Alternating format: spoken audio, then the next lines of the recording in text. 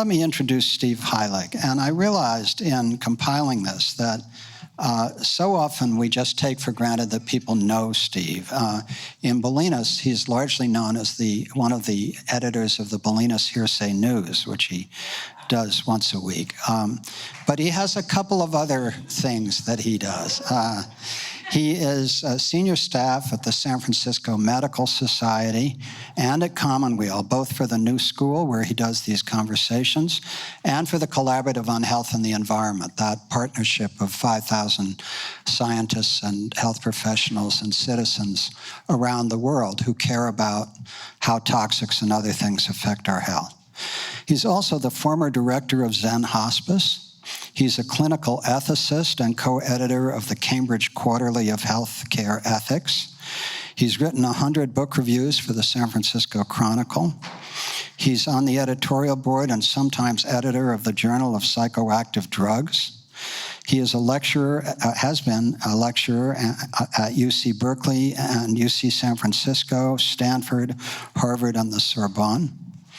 And he's a longtime music journalist and MC of world music festivals, including the Sierra Nevada World Music Festival, which just took place the third week in June, where he introduced Jimmy Cliff, among others, to 4,000 people who were there. And he has a jacket, which he was discouraged from wearing, that Stuart made for him, painted for him.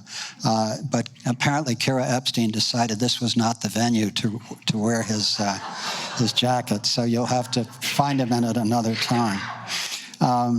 Finally, he is perhaps best known for having streaked Richard Nixon to protest the closing of a favored Southern California surf spot. And his article on that appeared in Surfer magazine with the title, "Nixon Saw Me Naked." So I hope now you know a little more about Steve than you knew before. And with that, Steve, I'm looking forward to your conversation with Peter. Thank you, Michael.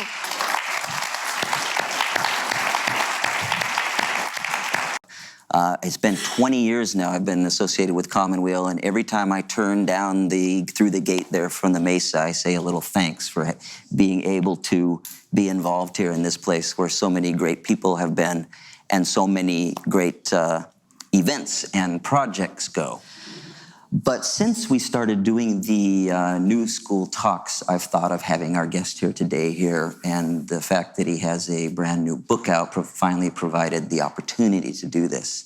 And just by way of introduction, I think many of you people know him, certainly know of him, and have seen the information that we put out about it. But from my point of view, I actually met him about a quarter of a century ago, and a mutual friend of ours who was chair of medicine at UCSF wanted to start up a new institute to do biomedical ethics and explore healthcare issues in an ethical way. It was so ethical that it went out of business after a while. But we were on the board together with a lot of distinguished judges, physicians, lawyers, and so forth. And I remember after the first time that we had a meeting where he came, the president of one of the banks took our founder aside and said, "Why do we want a hippie actor on this board?" And once it was explained who he was, having been chairman of the California Arts Council and many other things, and then once he was at a couple of meetings where his advice and observations were extremely valuable, that became clear. It was interesting too, since I have never really been too cognizant of the film world and movies, I don't see that many, that I would see people in social settings that would ask him questions, and he was always very self-deprecating about, what are you working on these days? And it would be, no, Steven Spielberg, no, Roman Polanski, and I thought that was kind of cool. But then an essay appeared in a journal published by a mutual friend of ours, Howard Junker, called Zizzyville, which was a West Coast, or is still a West Coast literary journal. And it was a story called Carla's Story, which was actually nonfiction and was a very moving story about somebody he knew for a long time. And not long after that was published, it received the Pushcart Prize. Now, the Pushcart Prize is for short fiction, short nonfiction, etc., People like Saul Bellow, Raymond Carver, Kay Ryan from Marin have won this. This time he was really excited. And he was telling, I got a push cart. I mean, it was really kind of cool. I said, okay, this guy wants to be a writer, actually. And not long after that, his first book came out, Sleeping Where I Fall, which I devoured immediately, partly because I've always been something of a student of the 60s and what it all may have meant, and partly because it was set, much of it is set locally here. And I've just reread it to prepare for this in the last week, and it's one of the best of that time. And I say that even if I didn't know him. And then, of course, that came out in 99, I believe. Mm-hmm. And then, of course, the new book is out. Now, this one, we did a talk about that was turned in the cover story for the Pacific Sun, now in Zen. How many people have read this? A few of you, yeah. Well, we're counting on your fading memories to make this all new again, because we're going to go through a lot of the same material, but... I'm the guy in the hat. Yeah. And I reread, this was a few months ago when we did this, and I reread the book again just this week again, and I tell you, it's unique in that, to me anyway, reading this, the depth of... just self-revealing and exploration that goes on for somebody who has had an extremely varied, remarkable, and difficult time, starting from birth, really. So, author, actor, advocate of many great things, and as of last week, the second time Emmy nominee for his narration of Ken Burns' Roosevelt, Peter Coyote, welcome. Thank you so much. Thank you. Thanks a lot.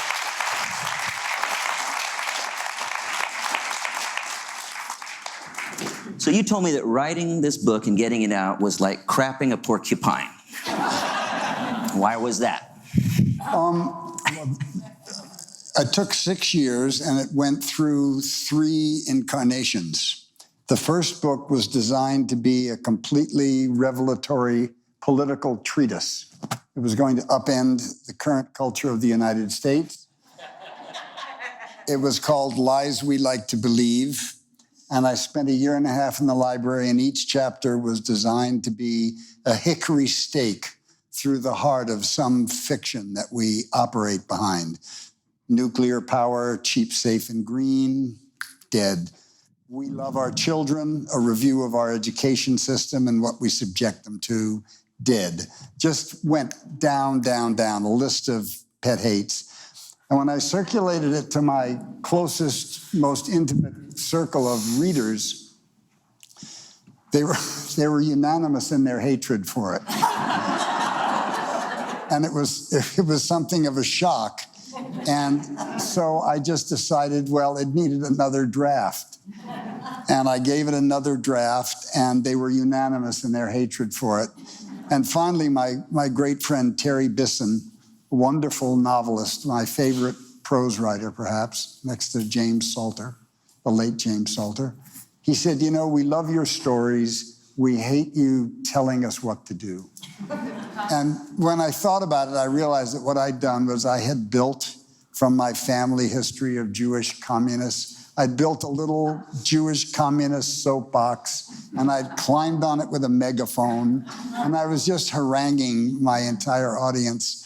And finally, a very smart agent, a local agent named Bonnie Solo, brought me down to earth with a little gentle tug, and she said, you know, you're trying to write this book to wipe out Rush Limbaugh and his readers. She said, you've armored yourself with all these facts and this research. She said, but they're not even going to accept your data. They're not even, you're going to say the New York Review of Books, and they're not even going to accept that. She said, we always write books for our people, for people who see the world like we see it. And you'll find out how big your circle is when you write the book. So I went back and I looked at all this, and I realized that there was kind of a rough arc, and that I could address many of these political ideas through stories of teachers, mentors that I had. And so the arc of this book, the title of this book comes from a Dylan song, stuck inside of Mobile with the Memphis Blues again. And he sings, "The Rain Man gave me 2 cures," and he said, "Jump right in." The one was Texas medicine and the other was railroad gin. And like a fool, I mixed them and they strangled up my mind, and now people just get uglier and I have no sense of time. And I thought about it. Yeah, it was pretty funny. I thought about it and I thought, well, I don't know what Dylan had in mind, but to me, Texas medicine had to be peyote. And so I made it a trope for the ecstatic, the collaborative, the counterculture, the collective, the world of love. And railroad gin sounded like the go juice of the robber barons, men and women who compete for material wealth and status and power. So I made it a trope for the world of power. And when I was a young man, until about the midpoint in my life, I thought those were the only 2 choices, and that the trick was to get the mix right, that love without power was flaccid and helpless, and power without love was fascism. So this book is the story of various mentors who taught me to navigate the worlds of love and power. And then about halfway through, I met Gary Snyder, who introduced me to the world of Zen practice and put sort of a tripod, a stabilizing tripod, on my other 2 concerns. Am I answering the question, or have I drifted? Yeah. Me and Ramblin' Jack, we do this. Ramblin' Pete. Yeah. So anyway, so that's how it came to this. And that's why it was so hard. It took 6 years, and I just wasn't sure that I could rewrite it again until I reconceived it. And then it was really delicious.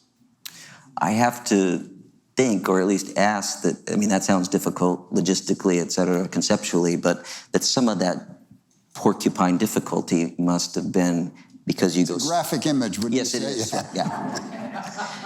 I think he said crapping a porcupine backwards. I didn't know that. Or no, the wrong way. I didn't know there was a right way. I just said shitting a porcupine. Okay, yeah. So, but I wonder, how much of the difficulty was because you covered some of the ground in your first book, but in the new one, you delve deeply into your childhood and in a difficult family where you say, a wealthy family where nobody was happy, volatile, powerful father who was often absent.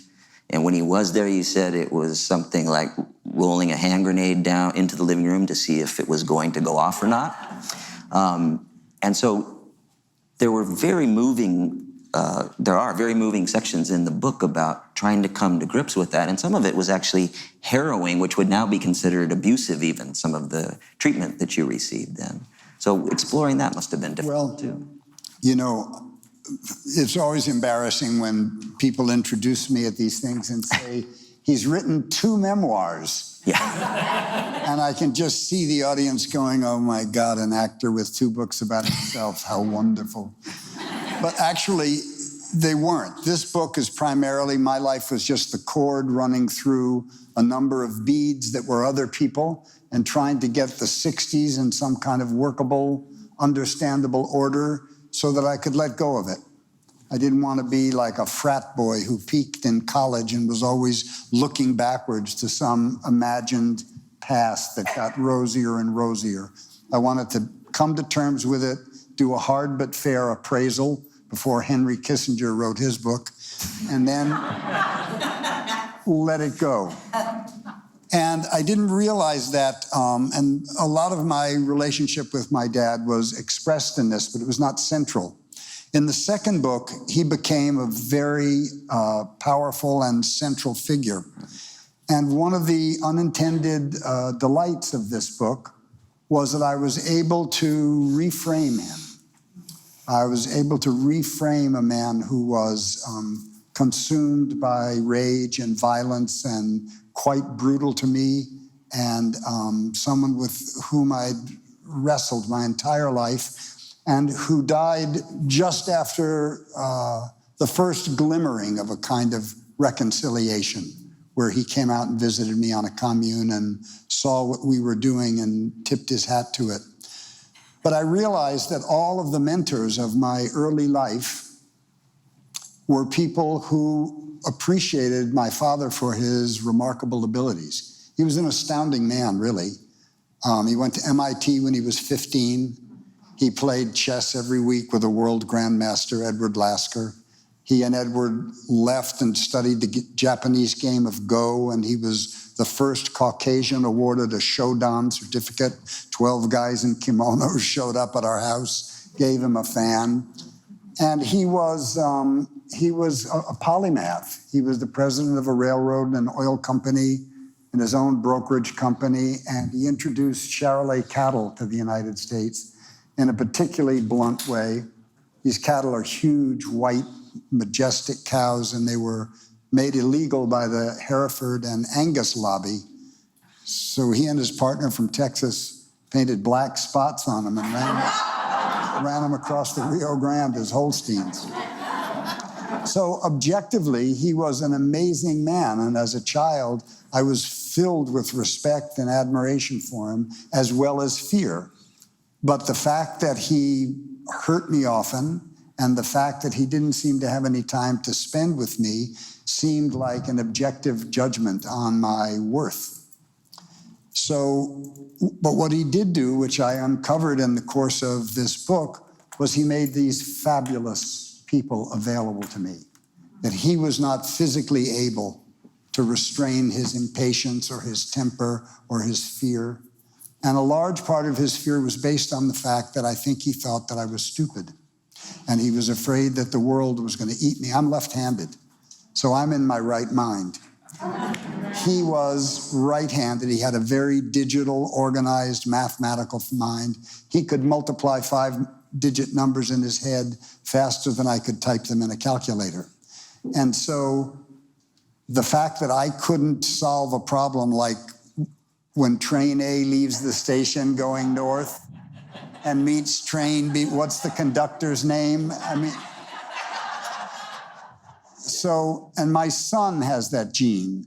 My son at 7 beat the #1 kid in his age group in chess in competition. And this is a parenthesis, but it's an amusing parenthesis. He was playing chess with me up on the Salmon River once when he was 7 and beating me very handily. And this old Russian communist psychiatrist friend of ours looked at him and he said, "Nicholas, you know you could beat your father." And Nicholas said, I know. He said, "Well, if you were going to beat him, how would you do it?"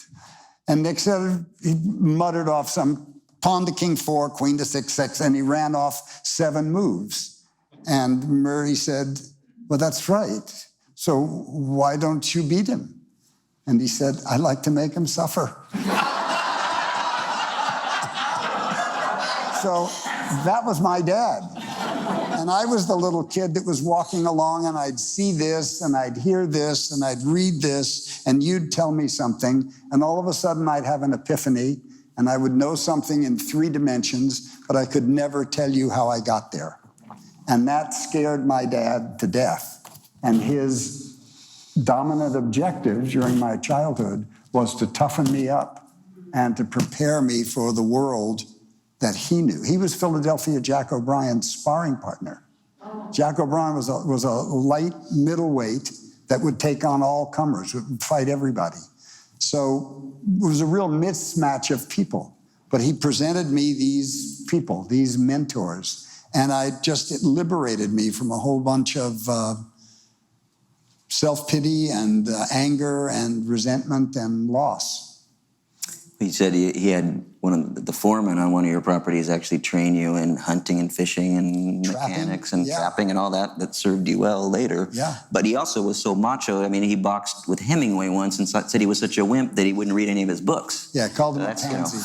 Called him a pansy. Yeah. Okay. And when I was interested in writing and I was an English major in college, I'd come home and say something to my dad, I'm reading Hemingway, Dad. He's just unbelievable. He's full of shit. I said, Dad, he transformed American literature. He's full of shit. I said, what are you talking about? And he told me the story about going to Bothner's gym, and George, who was his friend, another light middleweight, said, listen, this guy's here, will you box with him? And, you know, my dad only had one competitive mode, which was homicide. So he got Hemingway in the ring, and it just decimated him, and decided he was a pansy, and consequently all his macho posing in the magazines and stuff was phony. And so how could he be an honest writer?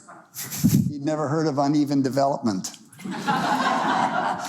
So you talk about the discipline. There's actually a passage in your new book that I actually wanted to read, because it was just after you had been through one of the wrestling matches with him and had been very hurt physically and psychologically, because he would just dominate you and actually physically hurt you. And you said you had a watershed moment that a person cannot anticipate. In that moment, I vowed never to play. I did not understand it any more fully than that. And as a consequence, from then on, I eschewed all sports and competitive situations, any endeavor which might present me with either losing or winning, both of which were unacceptable. I rejected those two options with total commitment and with no idea what the consequences of such a deep promise might mean.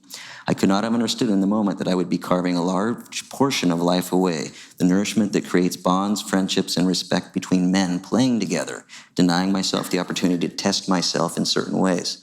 As a result of this day, I do not know how to play football, baseball, basketball, tennis, soccer, or even golf. I know and care less about sports. They do not compete in my universe. As I grew older, my practices became singular: riding my bike and horse, shooting, fishing, being in the woods, daydreaming, and always reading, etc. So it was very formative to you in terms of it sounded like reacting against this abuse, if you could call it that. Well, you left out the catalyst in that story. So on this particular day, my dad had hurt me. I had one boxing lesson with me when I was 6, and he knocked me out. And I came to in my mother's lap, and she was screaming at him, "Mari, are you fucking crazy? Are you crazy? He's 6 years old." So there were no more boxing lessons. There were wrestling lessons, which were basically exercises in alpha dominance. He would basically hurt me and explain how to hurt other people by exemplifying it. And one day he really hurt me, and I went in to find my mother. And I was furious, and I told her, "I hate Daddy. I'm never going to wrestle with him again, and I'm going to tell him he hurt me." And my mother grabbed me like a viper. And I could see she was terrified or very moved or something. And she said, "Darling, you must not do that. Do you understand me? You must never do that to your father. If you say that to him, he will die. Do you understand? If you hurt his feelings, he will die." And then she said, "You and I are not like him, honey. We're losers.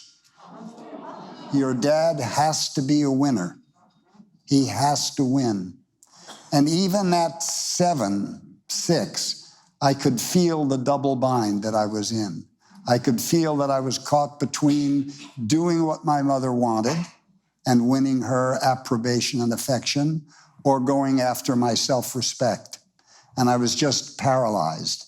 And I thought, if I hate losing so much, why would I want to impose that on anyone else?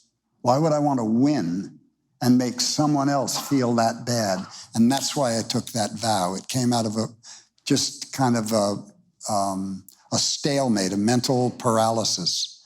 But with that incredible energy of my mother's fueling it. And you write in here that, I think, quote, "It only took me 50 years to get over the need to please everybody." Yeah. And you also told me, I believe in the interview, that you went much more recently, a therapist that you see once in a while told you, "You know your parents are insane, right?" Yeah. They were insane, right? I like to go to checkups every couple of months. There's a wonderful therapist from Bolinas, actually, that I like to see. And we were talking once, and he said, "Well, you know your parents are crazy." I said, "Yeah, no." He said, No. Your parents were crazy." And he looked at me seriously. Crazy. He said, "It's as if God looked down and thought, how can I give this child the most difficult adolescence I could conceive?" He said, "Your parents were crazy." And that actually helped me. I thought, oh, well, so I see it wasn't intentional. Confirmation. Yeah.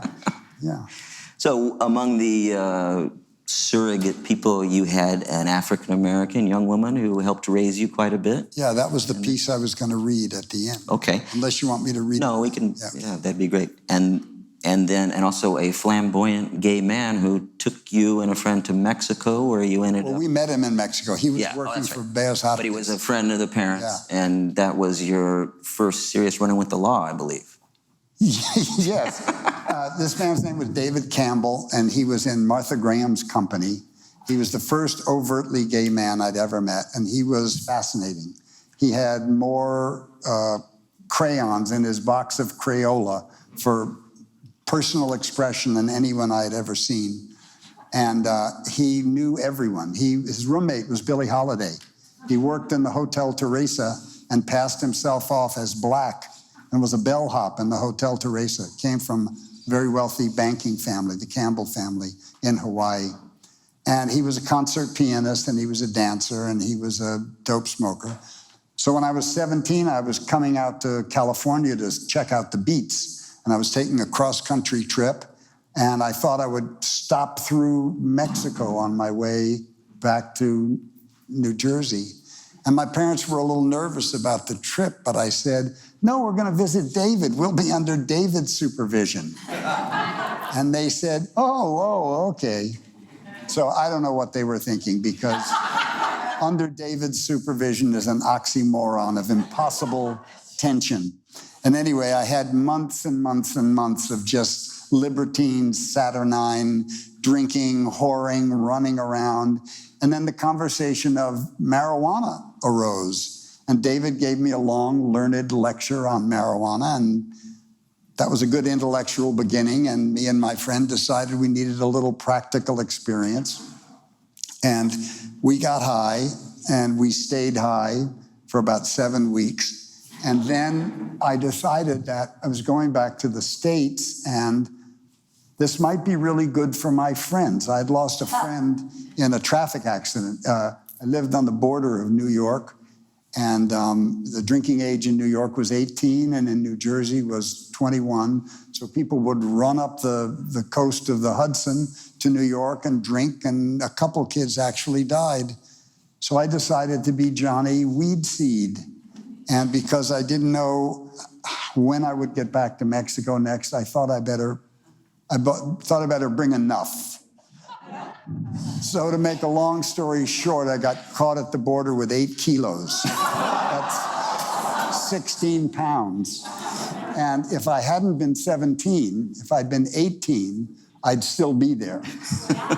But because I was 17, and because my dad's partner had married a Mexican woman who owned 35 miles of beachfront in Mexico and over 1 million acres, I got put on probation and sent home to be a good boy. And the judge told me to keep my nose clean, but he never said for how long. So you, back home, it was time to go to college, and you ended up going to Grinnell College after being rejected everywhere else you applied. Yeah, that was something I never understood. I lived on Martha's Vineyard, and all my friends were at Harvard or at BU or in Cambridge was the locus of the film scene. And after I had to repeat my junior year, and I got all A's and everything was great. So I just assumed I was going to go to either Harvard, or the other school that really interested me was St. John's of Annapolis, 100 Great Books program. And my guidance counselor said, no, you're going to go to Grinnell. I said, no, I've grown up on a farm. I'm not going to Iowa. I'm just not doing it. She said, it'll be really good for you, this school. So I don't know what she did, but I applied to 9 colleges, and I was rejected from all of them except Grinnell, which turned out to be really good for me. Well, and while there, you had your first public episode of political activism. Yeah. And wound up on the front page of papers for this. So tell us about that protest and winding up at the White House. Yeah, well, in '62, the Cuban Missile Crisis was going down, and there was nuclear issues were like an unconscious dread in the culture. There were movies about it. There, on the beach, there were disaster scenarios, much as they're being done today, these Armageddon scenarios. And a bunch of us were young men and women, and we were nervous that we were not going to get a chance to exercise the power that we felt growing inside of us. So we quit going to classes and we formulated a strategy to go to Washington. We planned a 3-day fast at the White House. A very progressive insurance executive in Des Moines gave us a brand new Chevy and 3 radios. And me and my friend who edited this book, Terry Bisson, we found 2 old $100 cars and we put them in good shape. And the 14 of us went to Washington. And we were picketing the White House. We were all dressed well and short hair and had just kind of crafted a policy statement. And Kennedy had just been savaged by the John Birch Society. And he was flying to Arizona when our picture appeared on the cover of the New York Times. And he decided he would rather support our brand of criticism and invited us into the White House. It had never happened before. And so Marcus Raskin, a notable in his own right later on, who basically resigned as McGeorge Bundy's assistant over the Vietnam War, came rushing into this place where we were staying, appropriately named Gaunt House, for people who were fasting. So he came running into Gaunt House and he told us, and we were invited in. We had this meeting with McGeorge Bundy in something called the Fish Room. And things started off, he had a big pitcher of orange juice and stuff there, and he offered it to us. And it was really interesting. No, we'd never planned for this, but we just sat still for a second. Then it was obvious that we were not going to do that. So we demurred. And then he said, well, even Gandhi drank fruit juice. This is a guy that didn't like to hear no. Let's put it that way. But we demurred, and then our spokesman for the group tapped me on the shoulder and said, why don't you speak?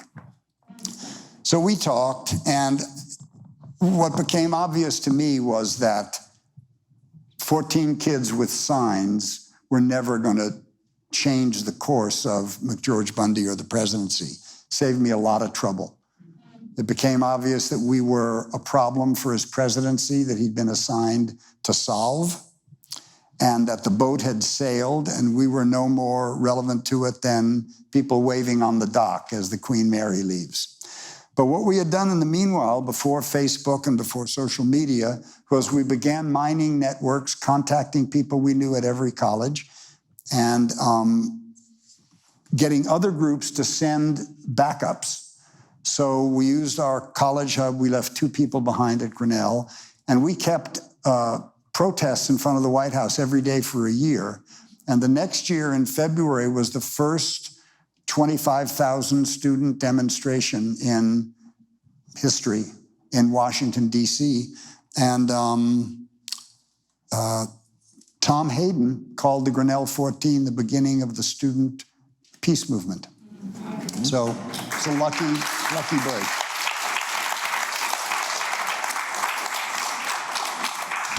So after school, as you said, you'd already been drawn to visit San Francisco because of the beats, but then you came out here drawn by acting or, Drawn by a winter of 3 weeks of 25 below Yes. zero weather. By a need for climate change, Yeah. right? But you wound up in San Francisco doing some street theater, the now famous group that you were involved in as one of the key people was the Diggers, which you described as anarchic West Coast community that had taken as its task the rethinking and recreation of our national culture. This is a limited edition book that I enjoy. This includes a lot of the Digger art and the handbills that were put up all over the Well, the communication company, the first 3 issues of the Black Panther Party newspaper was printed in my apartment on stolen mimeograph machines. It's part of the communications company. We all came from the San Francisco Mime Troupe. Right. We were all actors. Right. And most of the models for progressive political change in the 60s were socialist or communist. And as artists, I had no objection to communists or socialists. A lot of my relatives, my mother's cousin was the first man fired from the New York City school system for being a communist. And the luck of my family is that he sued them 28 years later and won 28 years back pay.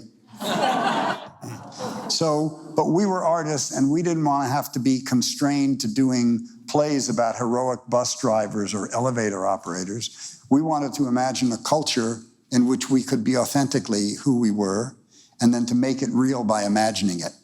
And so the Diggers created all these events that would offer people the opportunity to reconsider identity, being an employee, being a consumer, money, what was your relationship to stuff, who owned it, who got to distribute it.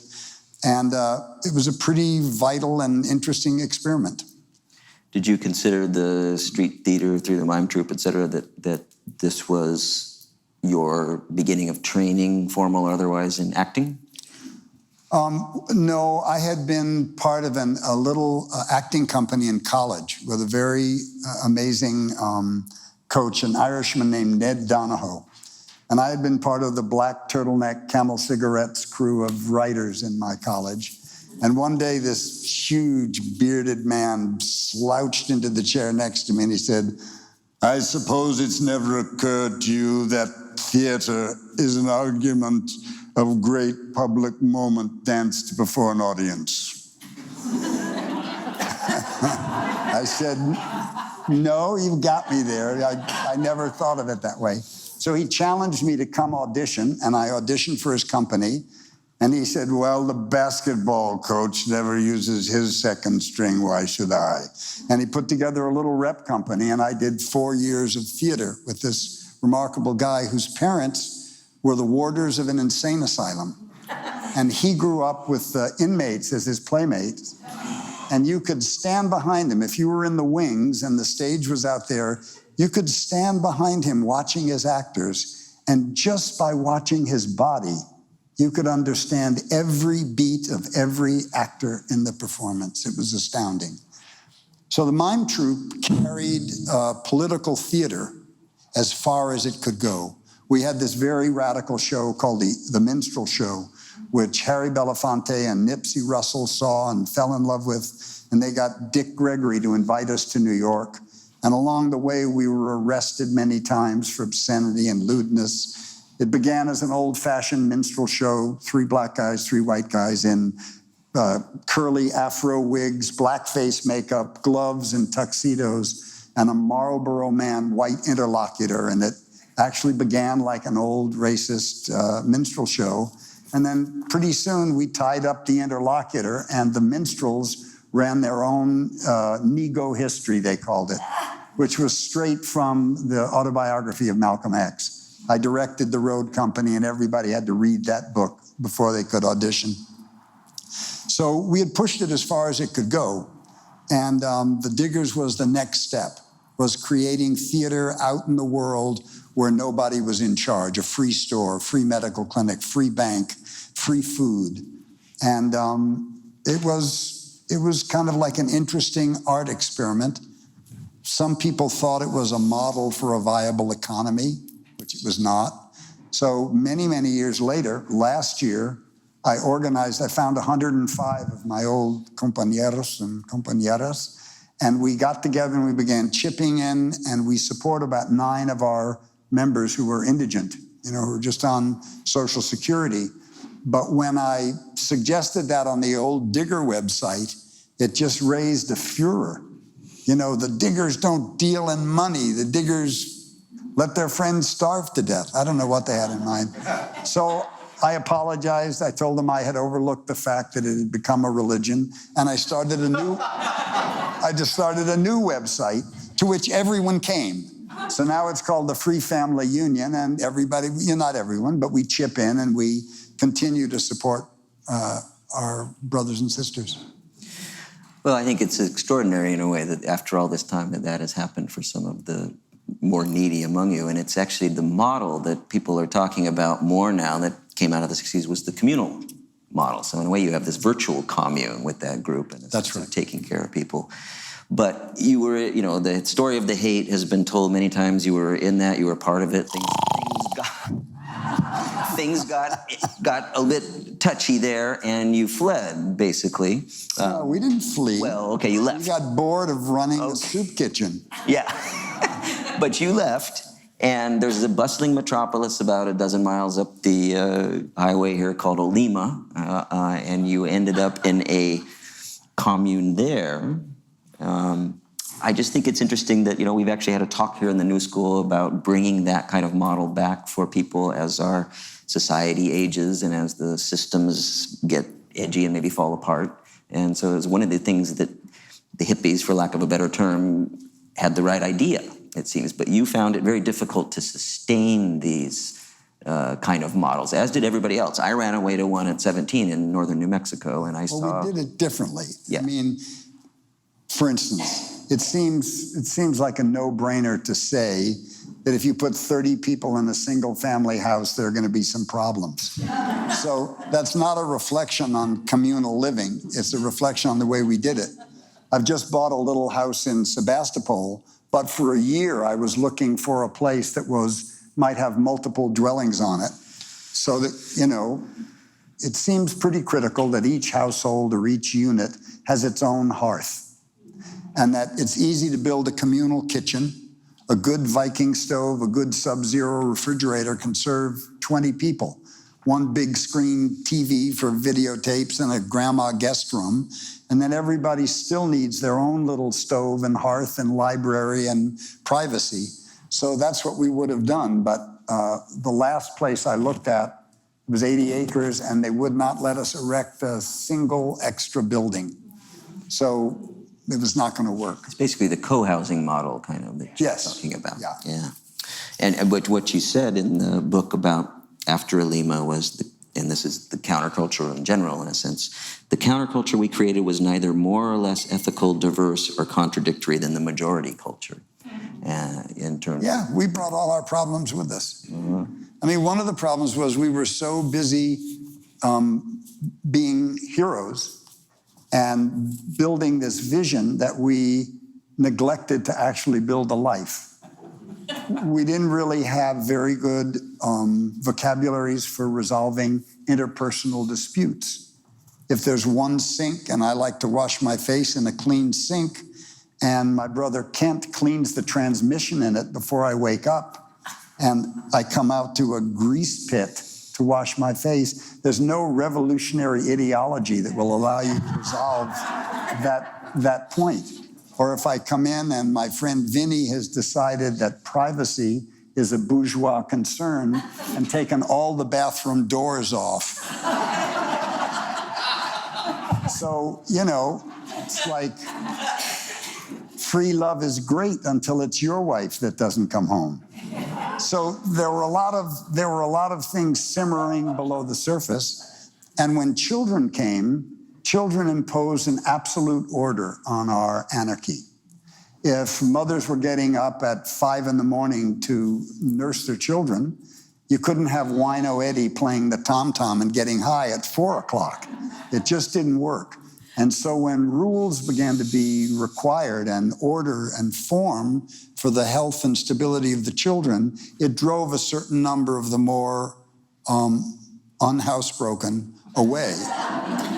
And so gradually, and then we lost a lot of our land bases, and so people devolved into getting their own livelihoods and their own jobs, but that by no means meant that they abandoned their principles or their beliefs.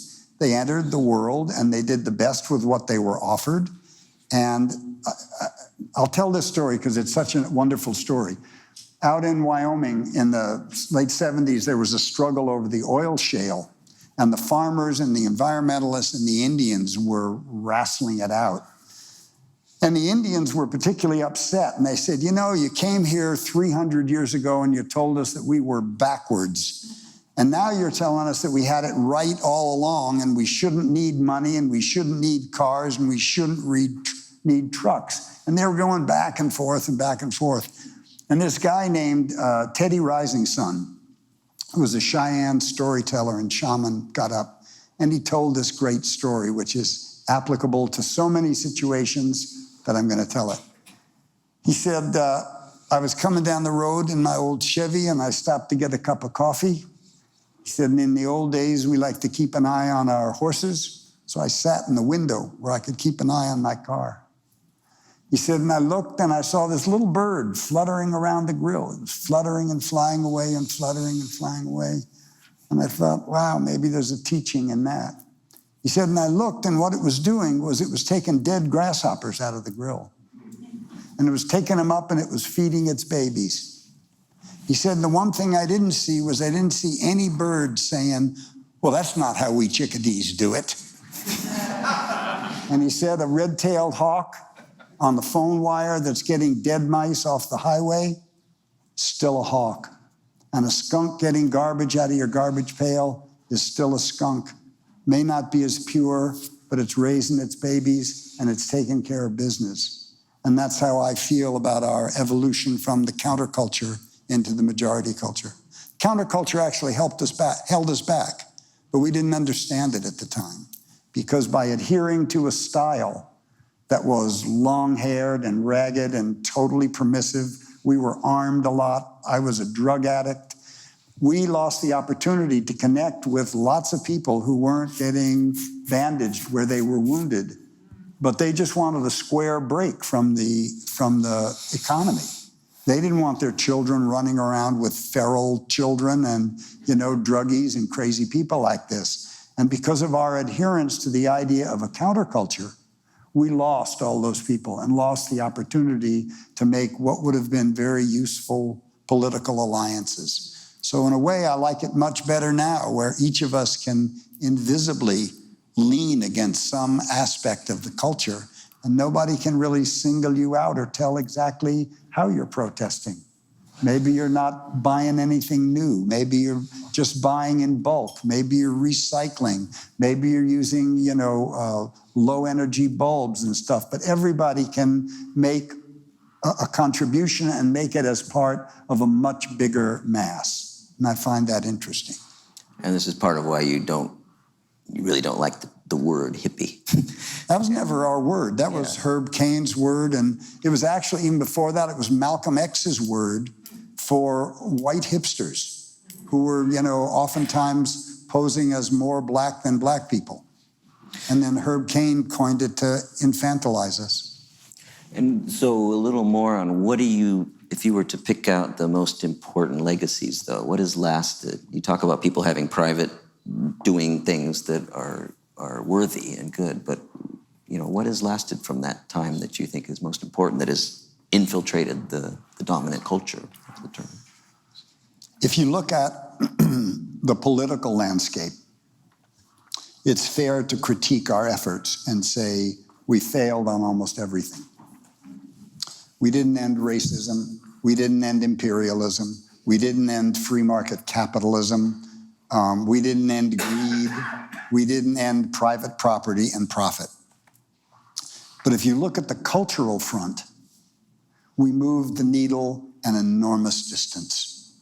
There's no place you can go today where there's not a women's movement, where there's not an organic, local, slow food movement, where there are not alternative spiritual practices, Tibetan Buddhism, Zen Buddhism, Vipassana, yoga, where there are not alternative medical practices, acupuncture, naturopathy, homeopathy, along with allopathic medicine. Civil rights blossomed, although the hippies didn't start civil rights, we certainly responded to the moral imperative that black people demanded of us. So on those levels, the country is much changed, and it was the Diggers' assertion that culture was much, much deeper than politics. When I worked for Jerry Brown, I worked for him for 8 years. Sim Vanderin and I were there together. And we had this enormous success in the Arts Council. We raised the budget from $1 to $18 million a year when you include federal money. And virtually the day after Jerry was out of office, it was reversed by one man, the next governor coming in. And I realized I don't have time for that. I don't have time to give 8 years to something that can be unwound. So by that time, I had begun my practice of Buddhism. And my experience has been that when people change internally, they never go back. And although it looks slow and it looks minuscule next to the kind of vacant promises of mass political action, it's actually obdurate. It only kind of goes in one direction. And so I decided to throw my energies into spiritual transformation and the pursuit of wisdom, which you don't have to be a Buddhist to follow. Every religion on earth has a wisdom tradition. All you have to do is admit that it's there and then get quiet enough to attend it and then pay attention and do what it says. And so that's where this book ends. That's the vow that I took in this last week-long meditation that kind of closes out the book. And so the title is actually a little apocryphal because the first two cures of love and power are illusory. They're not cures at all. But wisdom actually is a cure. We'll come back to the Buddhism, but you mentioned drugs. Yes. Oh, yeah. Which was part of the triumvirate of the time was called Sex, Drugs, and Rock and Roll, right? You wrote or told me, I can't remember which, that you had simple luck to have not died at that time. You certainly had intense experience and long experience with drugs. And I'm just wondering what do you think the roots of that were? Were you coping? Were you rebelling? All of that, I mean, you tried everything. Well, we were talking about this at lunch, right, about addiction. And there's lots of theories abound. The one that you reminded me of was a straight kind of biological propensity to be compulsive and repetitive. But I sort of, looking at my own life and the life of other addicts that I know, the dynamic seems to be some completely unacceptable thought or feeling begins to arise, and almost before it reaches consciousness, you begin a repetitive series of behaviors designed to eradicate it, whether it's shopping, drugs, sex, gambling, whatever it may be, to keep it at bay. And that was sort of my own case. And one of the antidotes to that, after you get physically clean, is meditating, because of course you sit there and you become more and more intimately familiar with everything that comes over the spinal telephone, and you get to watch it and get familiar with it, and you're sitting in this very stable posture, which over the years you develop great confidence in. You can entertain anything in this position, and so from that stability, very often a ligament will let go, and you'll be flooded with memories that your body stored there. Because after all, there's no file drawer in the mind marked the unconscious. I think the unconscious is the body, and that's where we put things that are too important to forget. And it takes a certain amount of coaxing and a certain amount of long-term relaxation to let those muscles and ligaments relax and disgorge their freight. So I think in my case, it was, rage and shame and damage that I'd caused to other people. When people who love you hurt you, you tend to grow up thinking it's acceptable behavior. And so hurting myself was a kind of acceptable behavior. And it took me a while to get over it. And I was maybe 75. I was 34 by the time I really stopped using drugs.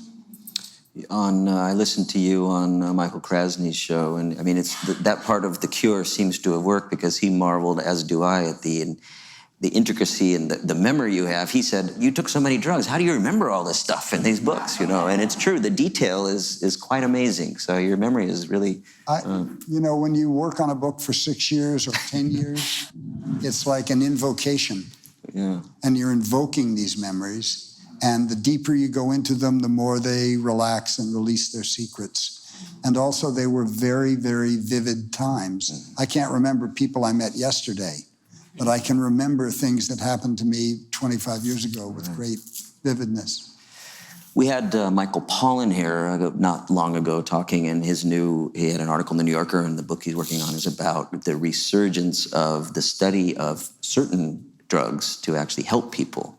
And I'm wondering, on the positive side, do you have memories or lessons that you think you got out of anything you might have used? I have a lot of friends, mostly rich friends, who are flying here and there, taking ayahuasca and ketamine and something else. I don't know, acid. Ibogaine? No, it's Ibogaine, you think? Yeah, ibogaine, and it's sort of the vogue in the IT community. But really, the problem is that drugs is like taking a helicopter to the edge of the Grand Canyon, and you get out and you see this fantastic vista. But you came in a helicopter, and you don't know how you got there. And when you walk there, you can always get there again. Meditating is walking. And taking a drug is like taking a helicopter. So it's not that I'm judgmental about it, or I think if you want to get high, but all drug trips end. And the trip I'm on doesn't. And the trip that you get from a deep insight. Once I said to one of my Zen teachers, when I was young, because I always imagined that I'd be a novelist, I would make these lists of things that I had done for my one-day book jacket. And I was reciting this list to my teacher, cowboy, welder, automobile racer. And I was running this thing, and he just listened really patiently, and he said, the gutters are full of men who've had lots of experiences, but you'll never find a man in the gutter who's had one experience to the depth of his being. I went, oh. So I'm kind of that school, Even Jack Kerouac, who wasn't a good example in his own end, but he said when his friends Allen Ginsberg and those people were starting to take psychedelics, he said, enlightenment wasn't built in a day. And Ken Kesey said, the 60s aren't over till the fat lady gets high and gets clean again. Yeah. Well, Mama Cass died before she could clean up. So does that mean we're still in prison? So you mentioned your 30s. You didn't really start your professional public acting career until 40, really, almost 40. Yeah, 39. I got my Screen Actors card. You had started a family and you needed to make a living and so forth. And so, well, my daughter's mother had run away. I was a single father, and I was a drug addict, and I realized I was responsible for this kid, and if something happened to me, she'd be a ward of the state, and that was unacceptable. So I cleaned up. I had a doctor help me, one of our hippie doctors. And I worked for Jerry Brown. And actually, Gary Snyder introduced me to Jerry Brown. And it turned out that all these years in the counterculture had really given me a number of skills to be able to talk to anyone. If you travel around the United States with hair that you can sit on and fox toe bone earrings hanging out of your ears, you better be able to talk. And I had a great success on the Arts Council, representing my fellow counselors and articulating policies. And my success at that gave me the confidence to say, well, I do have this skill as an actor. Maybe I'll give myself 5 years to try it. I'd rather do that and fail than die with the what ifs. And so I did, and I got lucky. It was at that time that the leading ladies of a certain age developed a strategy of wanting to be seen with older men. And that lasted for about 5 years before they reversed it and decided they wanted to be desired by younger men. But I was in the door. But, I had a good run, and I've done 140 movies. But Most of them, I refer to as humping donkeys in Tijuana. My kids are through school now, and they're debt-free and have bought 2 houses for 2 women, and I just don't need to do it. And I'd rather write, and I'd rather meditate and teach meditation. And so I'm moving where it's cheaper to live, and where I can take care of my 25 fruit trees and run my little Zendo. That seems much more beguiling. Well, you told me even when you were at the peak of your career and so forth, that you never quite felt that this was your true calling, that you were as good as some others, that you were getting roles that you wanted. Yeah, that's true. You know, the truth of it is that I'm not a great actor. I'm a good actor. I work hard. I don't lie. But because I started and I immediately had to make a living, I never had the chance, let's say, to do what I would have done in my 20s, go to England and go to RADA and study where the greatest English-speaking actors in the world come from. So failing that training, I didn't have a lot of confidence. And the truth of it is that in my character, I don't always have such ready, immediate access to my emotions. I remember my wife would say sometimes, "What are you angry about, honey?" And I'd say, "I'm not angry." And then 2 days later, I'd realize that I was angry. I'm more closely aligned with being an observer. And so I was lucky to get through my career being overpaid for a good period of time. But I never felt that I was in the crotch of my best ability. And I was friends with really brilliant actors, but I was not a social peer with them because I was not appearing in many A-level films. So I have the confidence when it comes to writing to sit with anyone and talk with anyone and know that I'm doing the best that I can do. I never quite felt that about film. Did you enjoy the process of making films? I mean, my father told me an analogy about war once. He was actually in combat sometimes, but he said being in the military was great periods of utter boredom interspersed with moments of great terror.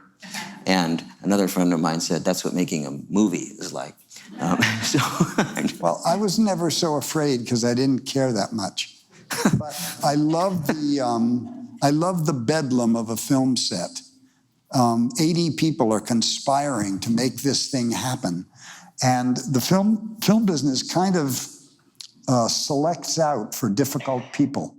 It's so expensive, it costs so much money to do everything, that if you're the kind of person that makes difficulty or demands special attention, you're usually gone by the end of the day. So the people that you're working with are often very social and very easy to get along with, the best joke tellers in the world. And so I love that part of it. I found the business loathsome. I found the status competitions loathsome. And what actually got me through it was when I was considering going into the business, I was challenged by having been a digger and having operated, anonymously and without money and for years and years. And now I was going to go into a business where my identity would be put forward, money would be a concern. And what actually allowed me to do that was that I was in the 3rd year of my Zen practice or so. No, I was in the 5th or 6th year of my Zen practice. And I realized that if the world was actually intermixed, interdependent, then any situation I found myself in would be an admixture of positive and negative valences. There was no pure place outside the world to stand. People think that here's my character and it's half light and half dark. If I can just get the dark out of the way, I'll be a perfect, brilliant person, but you won't be a circle anymore. So there's no way to break it apart. So I realized that it was not the content of the film I was making that was important, but the way I was making the film. So from day one, I treated everyone identically, whether they were a PA or the star. I was the first person on the set. I was always on time. I always knew my lines. I never complained. I never got impatient. And really, every other film, someone would ask me if you have some kind of religion or something? And I'd say, why? And they'd say, well, you're nice to everybody. You never get uptight. And so I got through that way. I violated my aesthetic standards left and right, but I didn't really violate my practice standards. But you did attain considerable fame, really. And I always remember, it was a moment to me that it was a Zen moment for me in terms of illuminating fame. As we were having lunch over in Tiburon, I believe, and just talking about some business thing. We came out, and there was a young kid following. I could see the guy lurking around nervously with a camera, and he followed us out to our cars, and we were standing there comparing our cars. We had the same car, the best, coolest car ever made, which is a BMW 2002, the 1970s one, you know. Same car that Bob Marley drove, and when somebody asked Bob Marley why he drove it, he said, BMW stands for Bob Marley and the Wailers. So we are standing there comparing the cars, and this kid comes up and he says, "Could I take your picture?" And he graciously said, "Sure, go ahead." And he took the picture, and then he said, "Now, who are you? I know you're famous, but I have no idea who you are." There you have it. And it was like a crystal illumination of the emptiness of fame. He just wanted the fame. He didn't know who you were or anything, but he'd seen you on a screen or something like that. It must be for somebody who is solitary in some ways and wants to be famous, to be constantly being recognized. Didn't it make you self-conscious all the time? You know, I'm like a third-tier cheese ball. If I was Brad Pitt, I used to hang around with Bob Redford when he was first doing Sundance. And, you know, people would be leaping out from behind dumpsters. We didn't know if we were being attacked or not. Most of the people that even know who I am are old enough that they're not going to embarrass themselves. And, you know, it's like I live up here for that reason. I never lived in LA. I wanted to be in a community where the butcher would say, "Why'd you do that movie? I hated you in that. You were such a shithead." You know, I like that. So it's the only utility for fame is that you can use it to shine a light on causes you want to illuminate. You know, I can be celebrity bait sometime and show up at a fundraiser, and it might sell 5 more tickets than if I hadn't been there. And it'll get you into any restaurant you want to get into. And you can meet anybody you want to meet. But other than that, it's not worth a tinker's damn. It's and often a pain in the ass. I'll never forget being in LA once, having this really deep, wrenching fight with my wife, who was sitting there with tears streaming down her face. And I look over my shoulder, and there's a large woman holding a pad and a pencil going. And she's looking right at my wife and not seeing her. She wants my autograph, you know. And I said to her, "Just get out of here. You know, would your husband go up and ask his proctologist for an examination in a restaurant? Give me a break." So, you know, people get really silly, but not with me. I thought just now when I was saying that when the kid asked who you were, you should have said Bob Marley. Well, I did do that to a woman once who stood in the street in Manhattan and said, "Kevin!" And she gave me a piece of paper, so I signed my name. I knew she was thinking Kevin Costner. So I signed my name, Kevin Klein, and gave it back to her. And she went,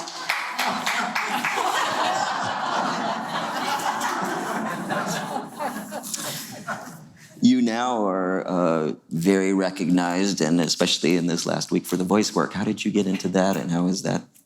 Is that something you had to practice too? I mean, everybody knows your voice. well, you know, I had no money. My friend Danny Rifkin, who lived out in Bolinas for many years, when I came back, when I lost my land, Danny gave me his unemployment. Danny had learned to live on half his salary from the Grateful Dead, so that for every week he worked, he had a week off.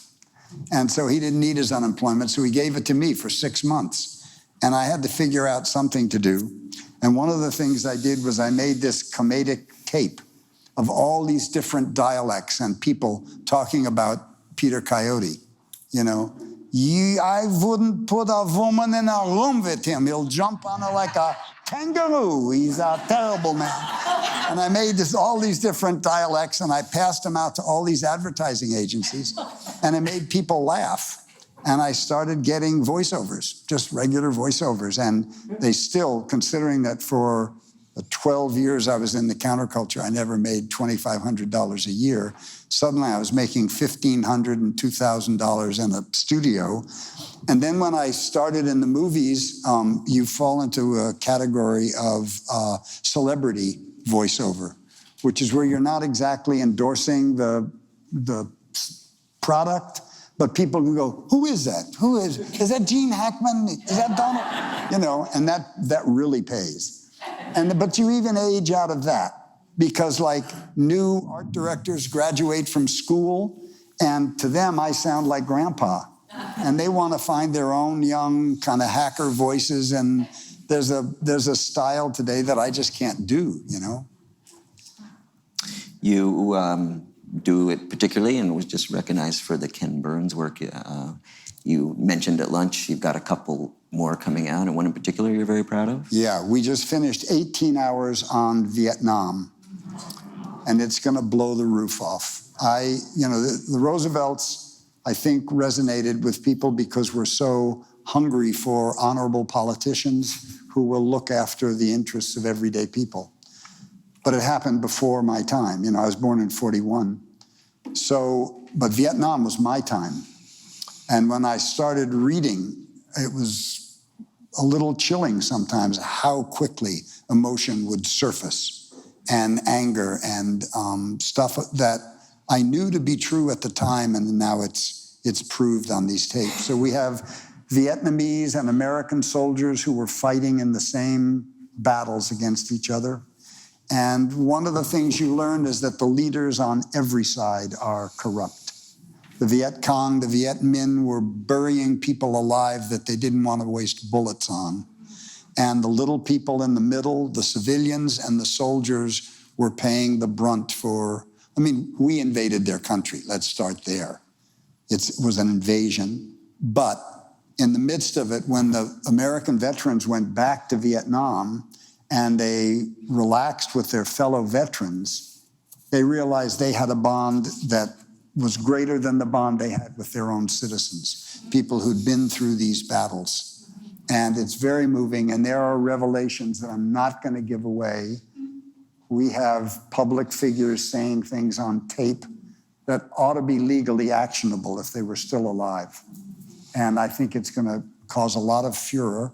And Ken Burns is so fastidious that he showed it to the entire political spectrum, left and right. And everybody has concurred that he's scrupulously fair. So that'll be out probably in 2017. And then the next thing we're going to record is a big piece on country music. You're a big fan of music since birth, practically. You actually were doing some training as you were a kid on drums. You've been playing guitar ever since. You met Billie Holiday, as you said, and many others. I saw you once at the old Sweetwater in Mill Valley doing a whole set of what you called country death music. Yeah. Nelson Foster, Robert Aitken's Dharma Air, nicknamed my songs Country Death Rock. I think you said in the Sun interview that had you had your way, you would have believed in God if he had given you the talent to actually. Yeah, if I'd had the IQ to be a jazz musician, I would never have written a word or acted in a movie. When I was 70, I started taking music lessons. I've been playing guitar almost 60 years, but just finger picking and 3 or 4 chord songs. And so I started studying scales and modes and started breaking down the fingerboard and learning how to play lead. So my recreation is I play an hour a day to iTunes. I find some song on iTunes, I find the key, and then I goof for an hour. And but it's like breaking rocks with my head at this age to learn new stuff. But had I been able to express myself musically, precisely because it short circuits language, and words, for all their beauty and all their gifts that they give us, they also impose a prison on us, which is that we're stuck with the laws of grammar and syntax. We can't hold mutually contradictory ideas at the same time. And we can't we can, but it takes a lot of work, experience things directly without the intermediation of words. So musicians get to do that, and it's something I still envy today. Something like analogous to in some ways to meditation. Well, it is a kind of meditation. I mean, it is. You know, I went to hear Ramblin' Jack the other night, you know, and he played this song, played Don't Think Twice, It's All Right, song Dylan gave him. And it's a song I know backwards and forwards. I've heard for 50 years. And he just played it differently. He made it his own. He informed it with his sensibility and this beautiful, easy, loping rhythm that I was trying to figure out the finger pick on my leg while he was doing it. And, you know, that's a freedom, and it is a kind of meditation. And it's a kind of letting the captain out of the wheelhouse, letting him go out for a smoke, and connecting to the larger, unformed, formless world of which we're all a part, always a part, and letting that run the show for a while. And that's when things get deep. He plays that on the podcast that you can listen to, one of the talks in this room that we did too, beautifully. I've known Jack since I was 15 years old. Sailing in Martha's Vineyard together. I want to ask you about somebody else who was famous too. Tragically, you were... Are people still interested? Oh my God, okay. All right. You were close with Robin Williams. And you wrote something moving about him after he died last year. Yeah. And you had, in some ways, a thought on what had gone wrong that I thought was interesting. Well, yeah, okay. So first of all, Robin determined that he had a very serious illness that was not going to get better and that was only going to get worse. And one of his children told me that normally when they give you the medicine for this illness, and I don't remember the name, it's one of those complicated names, they give you a medicine, the normal side effects are psychological aberrations. And so what they normally do is they put you in a hospital and they titrate your dose and they find a dose that you can take. But Robin was terrified of doing that. So after he died, and his son is completely convinced that he was out of his mind. He'd been out of his mind for 2 months before he killed himself, that he was really under the effects of the drugs. But one of the images that came to mind was that he had this great imagination, which was like the world's fastest, most brilliant thoroughbred. But it wasn't trained. And sometimes he'd hop on it and it would take him and us to miraculous, surprising, delightful places. But because it wasn't trained, sometimes it would take him to places that he could barely survive. And that lack of training in the end finally undid him. What failed him, I think, was his imagination itself. Because he couldn't think. And I think this of many suicides. It's a failure of imagination because they can't imagine the situation ever changing. They can't imagine it ever getting better. They don't want to kill themselves. They want to kill the suffering. But it feels like one admixed, chocolate pudding. And so I wrote that because I wanted to offer something to people other than just sadness or competing in the who knew Robin better category. I wanted to point out the necessity of training. We all have a thoroughbred. Or whether we have a donkey or a thoroughbred, it doesn't matter. It needs training. And without training, it will carry us to places that we may not want to go. And we are helpless against it unless we are intimate with it and can kind of align with it and know how to deal with it. And it's something I think people overlook at their peril. We didn't grow up in a Buddhist culture. If you go to some place like Thailand, even people who don't meditate are incredibly gentle, incredibly soft, incredibly philosophically attuned to Buddhist practice. We don't have that. So we're making up for lost time, and I always urge people to consider that. You write very movingly in your new book about your mother's death. Was in a hospital. A lot of contradictory emotions there, of course. And You mean wanting to throw the nurse out the window? yeah, that's the one. So that's what I was going to mention is, because it's a public debate here too. I mean, for various reasons, the nurse was bad, but one of the things the nurse does in the story is offer to help your mom die quicker. And so we have a public policy debate in our state about this. It's not new, but it's come to a head again, and it's very about assisted dying, physician-assisted dying or others. And so her timing was clearly very bad on this, but I just wonder if what do you think about this About topic? the issue? Yeah, and the story yourself, if you want to elaborate on it. So my mother died a week to the day after her sister. And I had gone to Mexico on a vacation, and the day I got there, I got a phone call from my mom saying she was having some little respiratory trouble. She was going to go to the hospital. And I said, we'll come home. She said, no, don't bother. I said, well, let me speak to the nurse. So I spoke to the nurse. The nurse said, no, she's okay. She's tired. We're going to hydrate her and blah, blah, blah. If anything happens, I'll call you. So 2 days later, the nurse called and said, the desk nurse called and said, you better get back here. And by the time we got back, my mom was in a coma, and I'd gathered my sister and my son and my daughter. And it was actually ghastly. She was in bed, and about every 5 minutes, she would jerk up as if God's own raptor had sunk its talons in her chest and jerked her up toward the sky. And her eyes were dialed into no known frequency. I mean, she was gone, but something was like seizing her body. And I said there was a young, and shoot me for noticing, very pretty nurse there. And I said, I mean, is this normal? And she said, yes, it happens sometimes. And I couldn't stand it. And after 10 minutes, I went searching around, and I saw that the line to her morphine drip had come off the little plastic joiner, and it was puddling morphine under the desk. So I went and I took the nurse tenderly so as not to frighten her. And I showed her the join. And I said, there's your normal.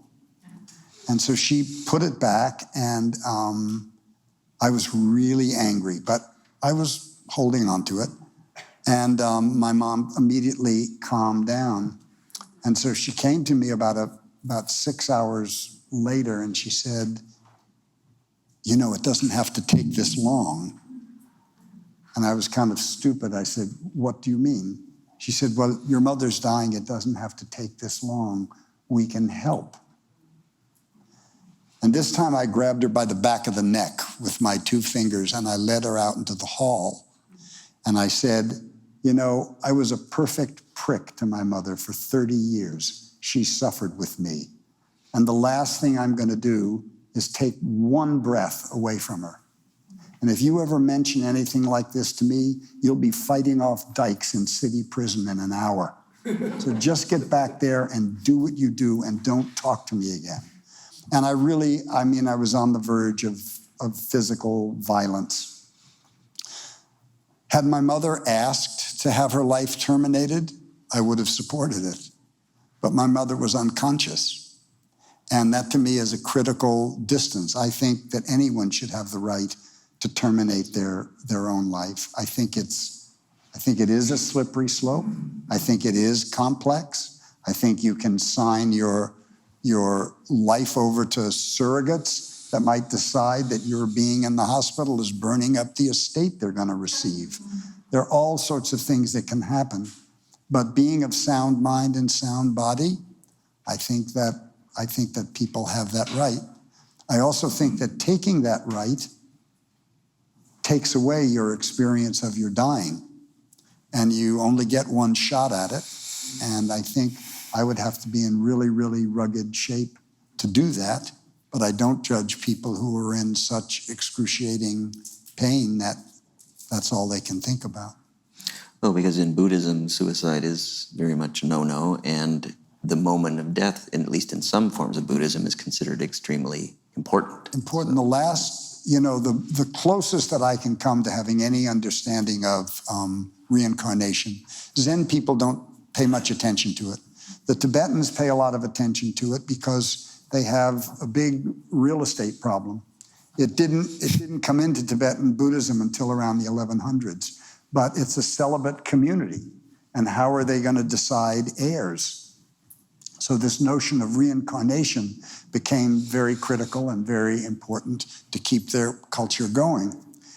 But the closest thing that I can see is that if your last thought could be conceived as a vibration, that every emotion has a kind of vibratory frequency, your last thought goes out into the universe as a vibratory frequency. And somewhere in the universe, a sperm is about to meet an egg at that same vibratory frequency. Somebody, if you're terrified of powerlessness, there's somebody somewhere copulating that way. And maybe that energy contacts that sperm and egg. I don't know.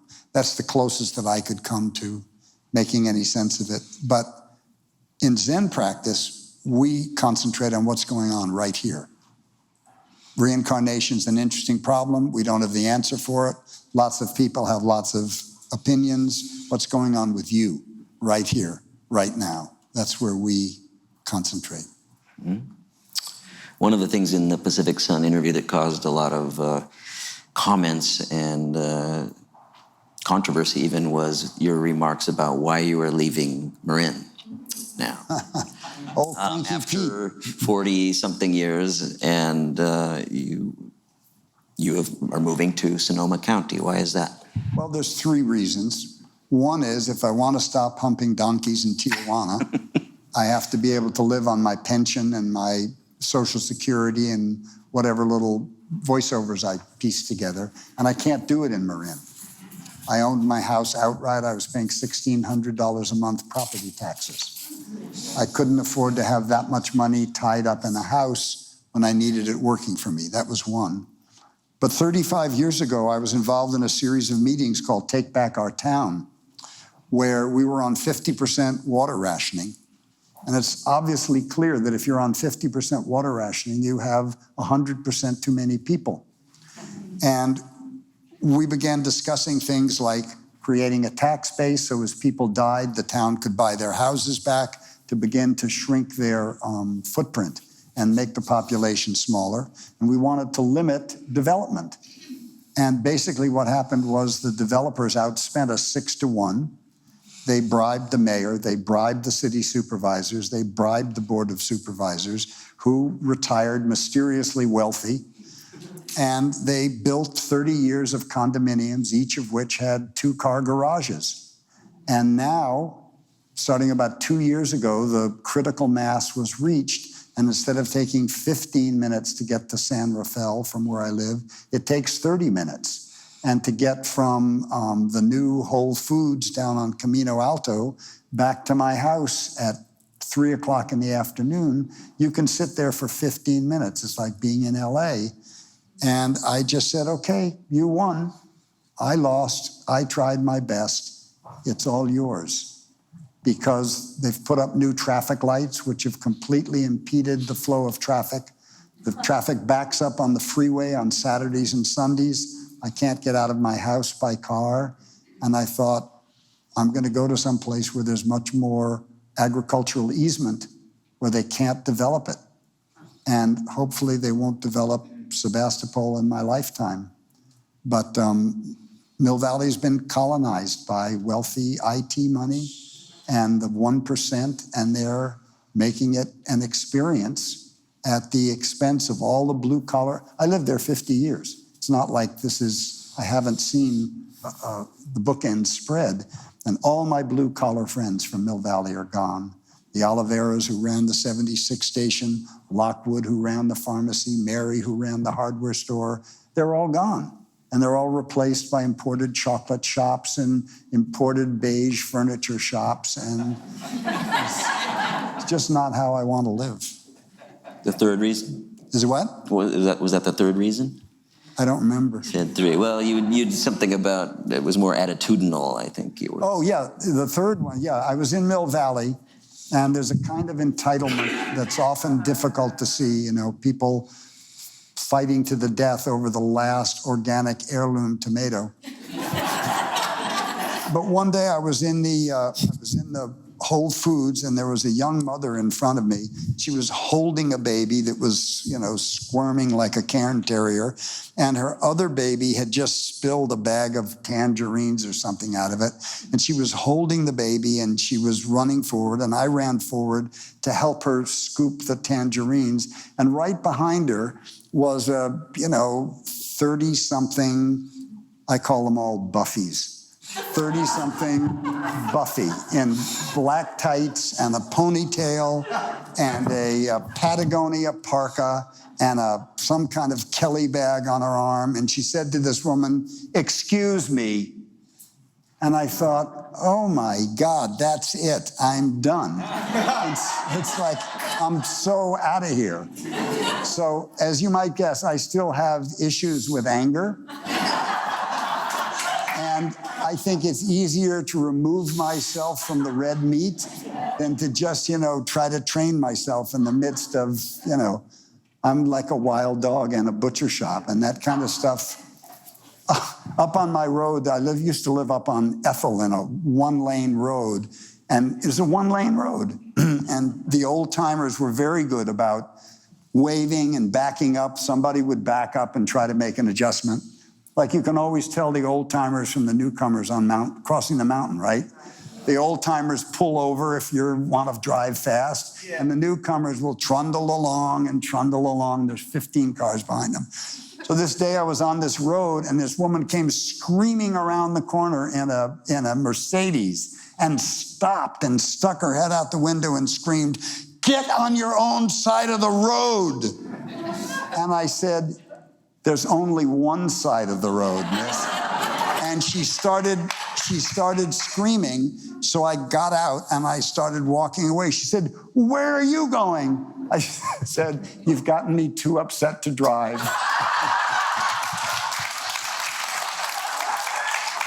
Anyway, she had to back 100 yards down to the driveway, So, some of the charm has gone off. You've long identified or been drawn to, it seems, to Native American issues as well. And in fact, you were renamed from Kohan to Coyote by the famous Rolling Thunder and so forth. I mean, you're not Native American yourself. I'm a Jew with an animal name. Yeah.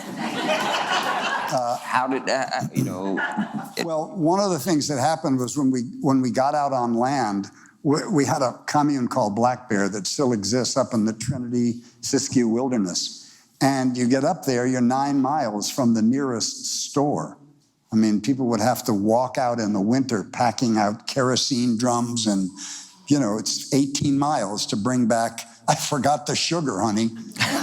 So one of the things that happened was the Karak and Yurak and Hupa Indians up there really befriended us. They like to come around. They like to see the bare-breasted hippie women. And they would bring salmon to trade, and we would trade them elderberry wine. And I became really good friends with a bunch of them. And I realized that these guys were the living encyclopedias of how to live in place. If you wanted to learn how to use nature as a hardware store and a pharmacy and a furniture store, you needed to study these people. So I began making it a practice to hang around reservations and to try to deal with elders. And actually, it wasn't Rolling Thunder who gave me my name. I'd had an experience on peyote when I was about 21, where my same friend again, Terry Bisson, and I we'd sent to Texas, and we got this big box of cactus and from Moore's Orchid Farm, sent to Grinnell. And so there it was. What do we do with it? So looking at a box of cactus. So we went to the library. We were students. And it turned out that the Tama Indian Reservation, 30 miles from the school, had a peyote cult there.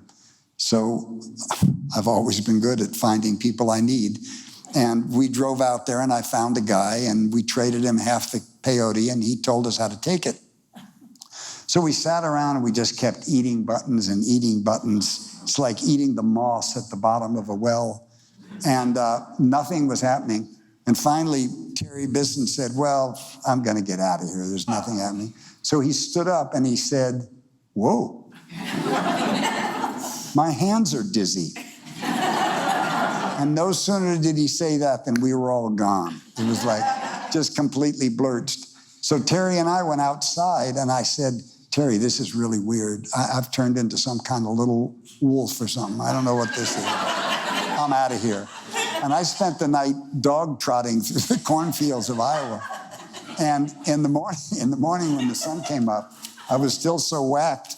I was in the cornfields, and there were all these little, well, you can't see, but this is a little coyote footprint on my ring. There were all these prints around me in the mud, and I was looking at them thinking, did I make those? Anyway, I just sort of forgot about it until a couple of years later. I was living with this guy named Rolling Thunder, and I was fixing his toilets and his truck and stuff I rescued his son from a cult commune. And I was just paying my freight doing that kind of stuff. And we were having a smoke one day, and I told him that story. And he said, well, what are you going to do about it? And I said, what do you mean? He said, well, the universe opened its mind to you. So you can treat it as a hallucination if you want. You'll stay a white man. You'll have a nice life. It'll be okay.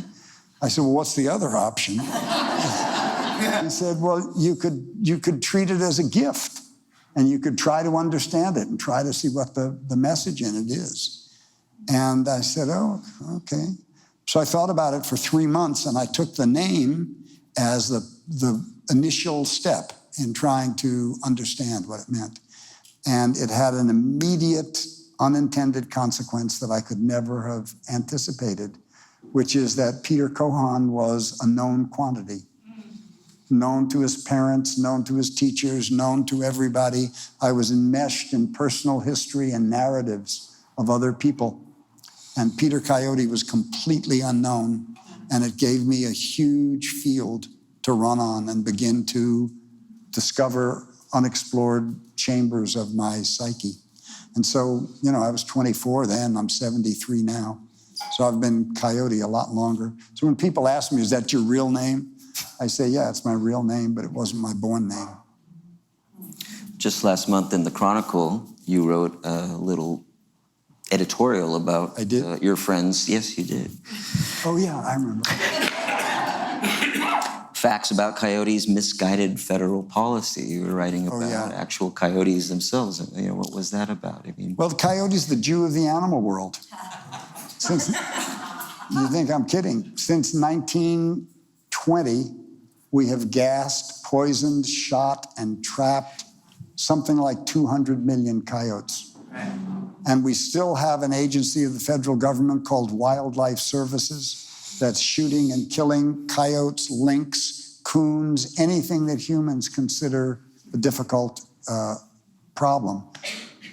Terrible, with traps, with poison. They give them 1080 cyanide. They set a little trap that shoots a cartridge down the animal's throat, and then the animal dies, and then the vultures eat it and they die, and the crows come to eat it and they die, and the blue jays come to eat it and they die. And Marin County actually has a pilot program which has been completely successful with all the ranchers, saves hundreds of thousands of dollars a year on non-lethal predator control. And we control coyotes with dogs, with better fences, with llamas, with all sorts of things, and we're using it as a national model to try to spread it around to get rid of Wildlife Services. Because all they did with all those executions is they increased the range of coyotes from the Southwest to all over the United States. Because when they lose pups or lose members, they breed more, and they breed more heavily. And what you find is when you have a resident couple in place, they keep all the other coyotes out. And it's the wandering landless coyotes that are ones that are quicker to kill calves or kill sheep. The resident coyotes eat mice. So you have a choice. You can have 9,000 rats, or you can have a pair of coyotes. You are now, for some few years now, a Zen priest. Mm-hmm. You mentioned that, I think, as being like a PhD that you don't have to use. So what was the actual, you went into a formal training program to get that? Yeah, I went through a 3-year training program that's kind of like the equivalent of divinity school, studying all sorts of useful stuff you need to learn, how to handle a group, how to handle money, how to handle transference, how to handle intimacy, all sorts of things that sink a lot of Zen centers. And I call it a PhD I don't have to use because I'm really interested in making Buddhist practice vernacular to America. I'm not so interested in Japanismo, the kind of cultish imitation of Japanese culture. I mean, my teachers and my lineage are Japanese, so I have robes for certain occasions and I wear them. But most of the time, I want to be able to talk to the mechanics and the ranch hands and the people, you know, that I see in everyday life. And if it's too exotic, they're not going to put up with it. So I'm always looking for ways to translate this practice into something that's vernacular. And that's what happened to Buddhism in every culture it came to. It started in India and it came from Hinduism and it developed from Hinduism. Then it came to China and it merged with Confucianism and became something else. Then it came to Japan and it merged with Shintoism, became something else, went to Korea, went to Tibet and merged with Bon shamanism, became something else. Now it's in America. And if the mindfulness people don't hijack it, it'll gradually turn into something else. What has having that PhD done for you internally? Do you feel, it's very interesting. I was reading a review of Philip Glass, the famous proposer. He has a biography out and he's been a practitioner for many years. And he said, somebody asked him, what has it done for you? And he said, it's hard to say what I have learned from this, but I have noticed a certain ease I have begun to experience in daily life. This extends not only to living, but to the subject of dying as well. More than that, I cannot say. That's pretty eloquent. Does it ring true to you? Sense of spaciousness, yeah. I mean, the nice thing about being a priest is it raises your expectations for yourself. It raises the mark you want to come up to. In 2 months, I'll receive transmission from my teacher, which is the way that Zen people become independent. Your teacher puts a meat thermometer in you. He looks at it. He says, you're done. And a certain amount of training and teaching. I've just finished being the head teacher. And then I have a choice of how I want to manifest the Dharma. You know, will I open a Zen center? I doubt it. But I'll do something. I'll do something to keep the lineage going and the practice going. I just don't know what it is yet. And some of this lineage is through Suzuki Roshi and the San Francisco. Through Suzuki Roshi and actually through Berkeley Zen Center, because when Suzuki Roshi died, my teacher was preparing for transmission. And he didn't get transmitted from Richard Baker because of the big scandal there. And so he left and started a business. And when he went back, he received transmission from Mel Weitzman, who was transmitted by Suzuki. You said you were to read something for us out of the new book. I'll read one thing. I did my normal quick scan, and I noticed 2 people in the room of African-American lineage, which is more than most for Marin County.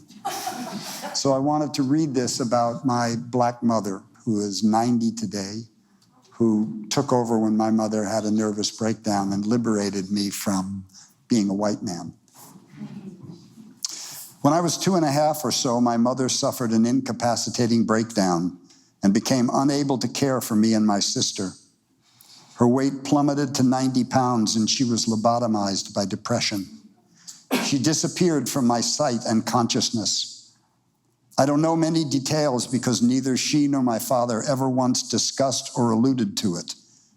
This period, which lasted for 2.5 years, remains vague to me, like observing events through dimpled glass, but it's characterized in my memory by a sense of anxiety and loss. Ruth was a shadowy, uneasy presence muffled in an impenetrable solitude. My father was gone all day. The job of caring for my sister and me fell by chance and good fortune to one of the most remarkable women I've ever known. One day, shortly after my mother's breakdown, Aunt Ruth, my father's sister, approached her and said, there's a story how my Aunt Ruth met Susie in a fabric shop in Paterson, New Jersey, and was so impressed with her behavior that she hired her on the spot. She was 16 years old, on her own, had just been fired from the army for sewing coats because they discovered her real age. So she was working for my dad's sister. One day, shortly after my mother's breakdown, Aunt Ruth approached her and said, "Susie, you're never going to get ahead on the $25 a week I can afford to pay you. My brother needs help. His wife is really sick, and they need someone to care for their kids. He can pay you $85 a week and give you free room and board. You'll be able to send a lot more money home. I hate for you to leave my house, but I think you should do it. It's better for you, and he'll be good to you." And that's how Sue Howard entered my life. When she came to work for my family, Sue was at first just another in a succession of anonymous caregivers. She didn't remain anonymous for long. Her job was to care for my sister and me. There was a housekeeper who'd see to cleaning, cooking, and household chores, and a chauffeur to ferry us around. I was 3 when Sue moved in. My dad was gone, and when he was home, aside from meal times, he continued working after dinner in an upstairs office with Mrs. Whitehead, his after-hours secretary, a plump, dry woman who reminded me of a large-breasted blue serge turkey. My mother was confined in the locked ward of her depression, removed from me as certainly as if she were encased in glass. Both of my parents were distracted and often upset. Dark moods flickered through the house like heat lightning. And adding insult to injury, my sister Muffet had recently appeared, claiming half the minimal attention previously available to me. I was not happy about it. I was wave-tossed through these disturbing years of early childhood until Susie Howard became my emotional anchor. Before long, she had inserted herself seamlessly into our daily life, displacing the housekeeper who'd been caught stealing and dismissed, and was instantly promoted from nanny to major domo. Along the way, she became my surrogate mother, a stabilizing force in my daily life and so critical to the stability and functioning of our home that her action became inconceivable. Susie Howard had burst into our troubling and unpredictable environment with the insistence of morning sun burning off frost.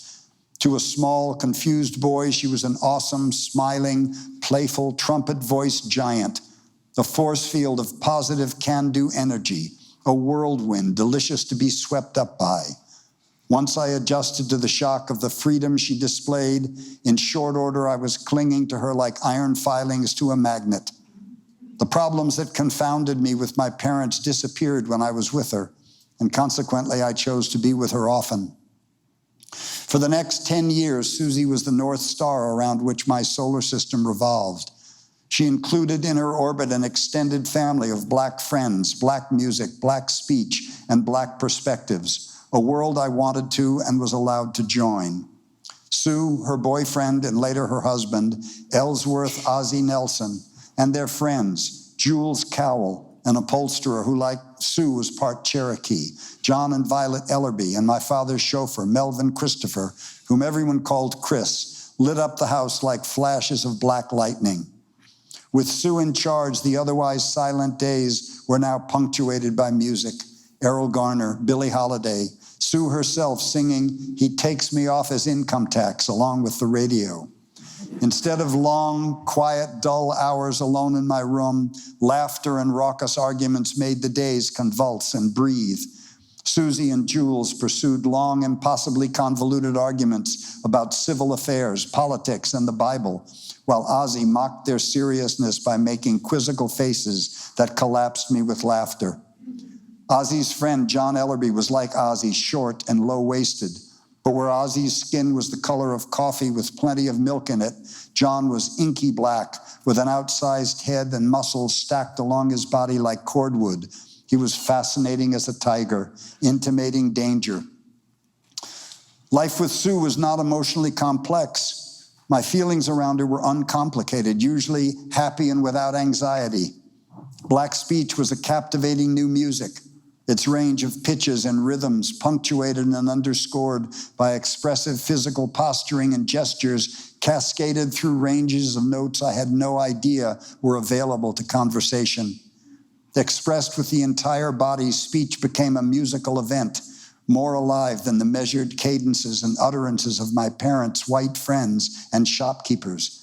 I drank it in, and I must have absorbed much because I remember my mother once saying to me with a subtly critical edge, My God, darling, sometimes you sound just like a little black boy. I knew that she was signaling disapproval, but I couldn't have cared less. If that was how Susie spoke, that was how I spoke. Black people sang, laughed, danced, argued, teased, and shouted. Everything appeared to be on the surface and transparent to me. There were no uneasy silences or fermenting emotions. When they spoke, they were loud and self-assured. Like Morris, their voices made the air vibrate. When they were quiet, they were just quiet, and I didn't fear that they might be angry and ready to explode. They introduced me to a sense of play, but most importantly, how to laugh at my own suffering. Life, with all its flowers, fruits, and brambles, bloomed in the previously sterile soil of my house. I observed in Black people possibilities of being I could never have imagined and spontaneously adopted them wholeheartedly as my role models and new family, as a child does, without guilt, confusion, or regret. Sue brooked no arguments, but neither was she normally angry, irritable, moody, or unhappy. She had heaved the entire dead weight of our family onto her back and carried it around as if it were weightless as a sack of promises. That accomplishment alone lent substance to my conviction that she was magical. When she warned me that if I misbehaved, she would know because she could hear a mouse pissing in cotton, I never doubted her supernatural abilities. Sue Howard would become my most profound early teacher, the prism through which other strata of power and the mysterious frequencies of race were made comprehensible. Under her influence, I was offered a safe perch outside white culture, to view it at a remove, a life-altering perspective unappreciated at the time, but which I later came to appreciate as her most valuable gift. She had invisibly and innocently offered me the option of escaping whiteness at its root and identification with white culture and the political and extra-legal systems designed to protect and perpetuate its dominance. Whiteness is a creation of power that has little to do with being a Caucasian. Just understanding that there was a way to be outside of it and to claim common humanity than race was my first experience, unconscious though it might have been, of liberation. Thank you.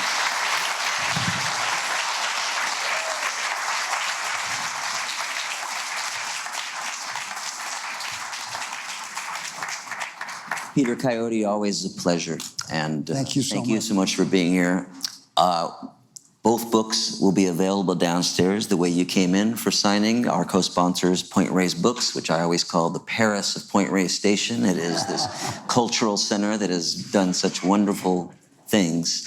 And I brought you a token gift from downtown Bolinas, Cosmopolitan. Oh, better take the price tag off. It's probably the most popular shirt sold at the surf shop. London, Paris, Rome, Bolinas. Oh, yeah, thanks, man. Great.